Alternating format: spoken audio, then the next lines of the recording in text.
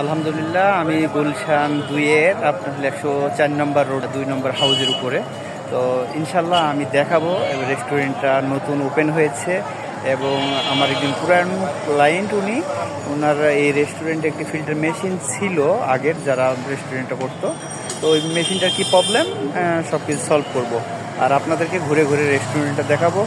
আর গুলশান বা এই এরিয়াতে যারা আছেন তারা এই রেস্টুরেন্টে এসে ভালো নাস্তা করতে পারবেন আশা করছি। তো চলুন বন্ধুরা, আপনাদেরকে রেস্টুরেন্টটি ঘুরে ঘুরে দেখাই এবং ওয়াটার ফিল্টারের কী কাজ করতে হবে সে কাজগুলো দেখাই।